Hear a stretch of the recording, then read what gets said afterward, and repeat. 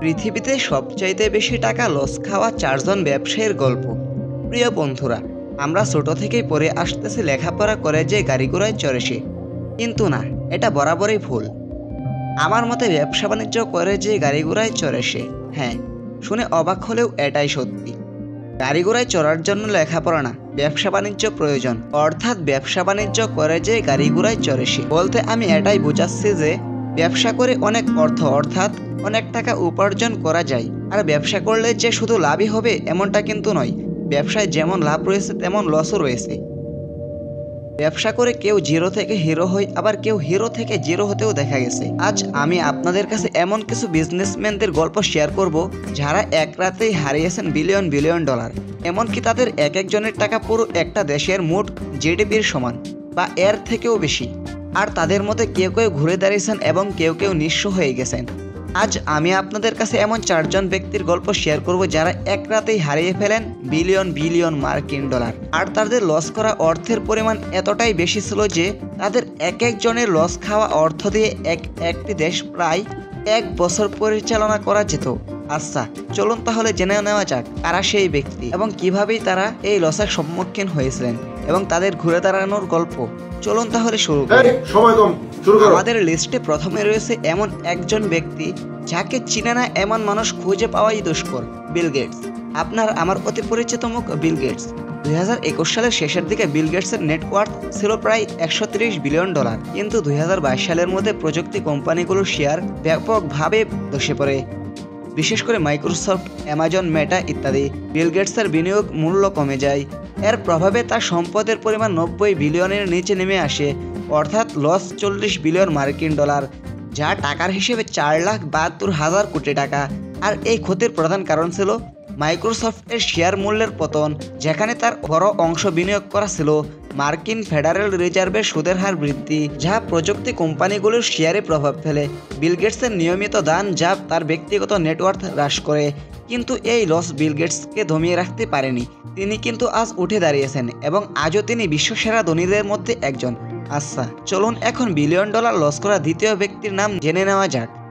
প্রিয় বন্ধুরা, আপনারা সর্বশেষ ব্যক্তির নামটা দেখার জন্য পুরো ভিডিওটি দেখুন। আর এই ব্যক্তির লসের পরিমাণ এতটাই ছিল যে যা শুনলে চমকে উঠতে বাধ্য হবেন আপনিও। এমনকি তার লসের পরিমাণ এতটাই ছিল যে আপনি টাকার হিসেবে ভাবতেই অসম্ভব মনে হবে। আচ্ছা, তাহলে চলুন দ্বিতীয় ব্যক্তির নামটি জেনে নেওয়া যাক। মাসায়োশি সন, 77 বিলিয়ন ডলার অর্থাৎ 9,08,000 কোটি টাকা। মাসায়োশি সন জাপানের একজন ধনকুবের এবং সফটব্যাংক গ্রুপের প্রতিষ্ঠাতা। ইতিহাসে সবচাইতে বেশি বিলিয়ন ডলারের লোকসান খাওয়া উদ্যোক্তাদের একজন তিনি।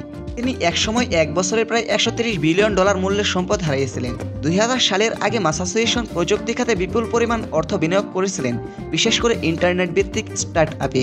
তার কোম্পানি সফটব্যাংক তখন ইয়াহু, আলিবাবা এবং অন্যান্য বহু প্রযুক্তি স্টার্ট আপে বিনিয়োগ করে। 2000 সালে .com ভূবল ফেটে গেলে প্রযুক্তি কোম্পানিগুলোর শেয়ার একদম তলানিতে নেমে আসে। এর ফলে মাসায়োশি সনের ব্যক্তিগত সম্পদের মূল্য 78 বিলিয়ন মার্কিন ডলার থেকে নেমে আসে মাত্র 1 বিলিয়নে, যা সে সময়ের সবচেয়ে বড় একক সম্পদ হারানোর রেকর্ড।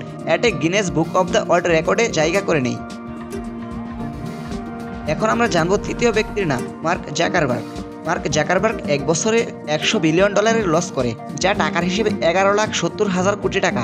এক ধাক্কায় ধসে পড়ে ফেসবুকের সাম্রাজ্য। 2021 সাল পর্যন্ত মার্ক জাকারবার্গ ছিলেন বিশ্বের অন্যতম ধনী ব্যক্তি। তার তৈরি করা ফেসবুক, ইনস্টাগ্রাম এবং হোয়াটসঅ্যাপ 3টি অ্যাপই শীর্ষে। ফেসবুকের শেয়ার দিনকে দিন আকাশ ছুঁই ছুঁই করছিল, কিন্তু 2022 সালে নেমে আসে এক আতঙ্কজনক বিপর্যয়। জাকারবার্গ ঘোষণা দিলেন ফেসবুক এখন থেকে মেটা নামে পরিচিত হবে। তিনি ঘোষণা দেন যে ভবিষ্যৎ হলো মেটাভার্স, একটা ভার্চুয়াল জগৎ যেখানে মানুষ একে অপরের সঙ্গে যোগাযোগ করবে, অফিস করবে, খেলবে, সবই ভার্চুয়ালি। কিন্তু এই প্রযুক্তির জন্য বিপুল পরিমাণ বিনিয়োগ করা হয়, যা প্রতি বছর প্রায় 10 বিলিয়ন ডলার। এত বিশাল পরিমাণ বিনিয়োগের পরও ব্যবহারকারীর সংখ্যা বাড়ে না। ব্যবসায়িক লাভ তো দূরের কথা, মেটাভার্স প্রজেক্টে ভয়াবহ লোকসান হতে থাকে। এক পর্যায়ে জাকারবার্গের সম্পদের পরিমাণ কমতে থাকে, কিন্তু আজ ঠিকই জাকারবার্গ ঘুরে দাঁড়িয়েছেন এবং তিনি পৃথিবীর শীর্ষ ধনীদের তালিকায় জায়গা করে নিলেন। প্রিয় বন্ধুরা, এখন আপনারা এমন কিছু দেখতে চলেছেন যা দেখে আপনাদের চোখ কপালে উঠতে বাধ্য। এখন আপনারা দেখতে চলেছেন ইতিহাসে সবচেয়ে বেশি আর্থিক ক্ষতির মুখে পড়া ব্যবসায়ীকে। আর তার লসের পরিমাণ এতটাই ছিল যে যা বর্তমানে অনেক দেশের জিডিপির সমান। Elon Musk. ইলন মাস্কের 220 বিলিয়ন ডলার অর্থাৎ 25,74,000 কোটি টাকা লোকসান হয়। ইতিহাসে সর্বকালের সবচেয়ে বড় আর্থিক ক্ষতি এটি। Elon Musk space x, Tesla, Neuralink এবং টুইটারের প্রতিষ্ঠাতা ও মালিক, বিশ্বের সবচেয়ে উদ্ভাবনী ও আলোচিত উদ্যোক্তা। 2021 সালে তিনি হয়েছিলেন বিশ্বের সবচেয়ে ধনী ব্যক্তি, যার মোট সম্পদ ছিল 340 বিলিয়ন মার্কিন ডলার। কিন্তু কিভাবে তিনি 220 বিলিয়ন মার্কিন ডলার ক্ষতির মুখে পড়েন, আসুন এ বিষয়ে আলোচনা করি। 2021 সালের শেষের দিকে টেসলার শেয়ার ছিল রেকর্ড উচ্চতায়, কিন্তু 2022 ও 23 সালে শেয়ার বাজারে টেসলার স্টক 65% এর বেশি কমে যায়। এতে ইলন মাস্কের মূল সম্পদের বড় অংশ হারিয়ে যায়, কারণ তার মোট সম্পদের বেশিরভাগই ছিল টেসলার শেয়ারে। 2022 সালে ইলন মাস্ক কিনে নেন টুইটার প্রায় 44 বিলিয়ন ডলার ব্যয়ে। টুইটার কিনে নেওয়ার পর চালু করেন করা পরিবর্তন, কর্মী ছাঁটাই, নীতি পরিবর্তন, সাবস্ক্রিপশন চালু ইত্যাদি।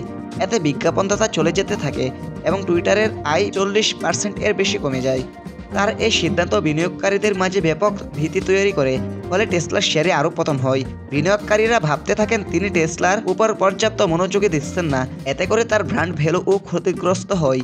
ইতিহাসে সর্ববৃহৎ ব্যক্তিগত ক্ষতি গিনেস ওয়ার্ল্ড রেকর্ডসে ইলন মাস্কের এই লসকে largest loss of personal fortune in history হিসেবে রেকর্ড করা হয়েছে। প্রিয় বন্ধুরা, ভিডিওটি ভালো লাগলে লাইক এবং কমেন্ট করতে ভুলবেন না এবং আমাদের পরবর্তী ভিডিও দেখার জন্য চ্যানেলটিকে সাবস্ক্রাইব করে দিন।